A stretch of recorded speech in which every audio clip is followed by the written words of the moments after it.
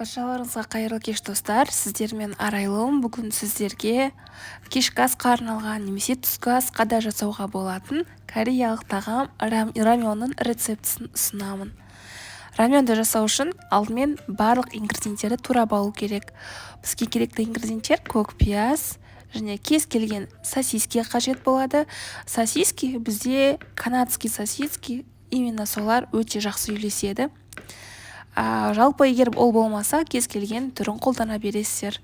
Қызып тұрған табаға кішкене мөлшерде сұйық құйып, оның үстіне біздің сосискиларды 2 минуттай қуырып алатын боламыз.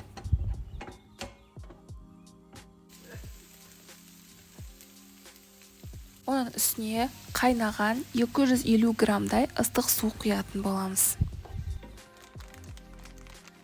Кез келген дүкенде дәл осындай лапша сатып алатын боламыз. Раменға арналған. Осының 2 приправасы болады.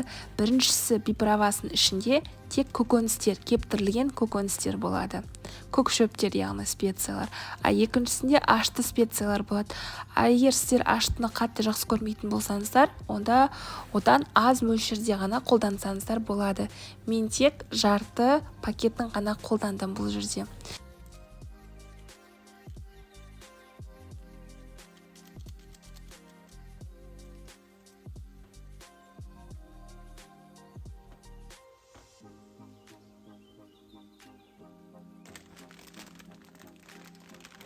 Енді суымыз қайнады. Қайнаған суымыздың үстіне біз лапшамызды салатын боламыз.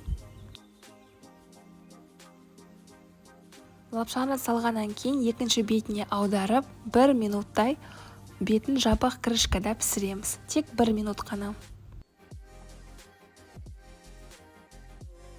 Лапшамыз тез піседі негізі. Енді оның үстіне жұмыртқамызды салатын боламыз.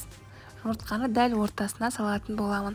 Жұмыртқаны дәл солай 1 минут қана жабық крышкада пісіретін боламыз.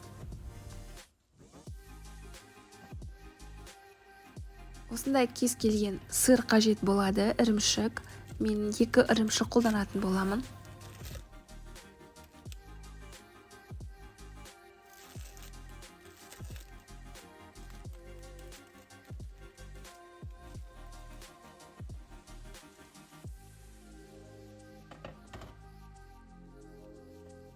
Енді біздің рамендарымыз 1 минут ішінде дайын болды, яғни сырымыз ерігенше.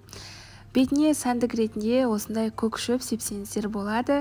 Өте жақсы үйлеседі. Міне достар, осымен біздің рецепт аяқталды.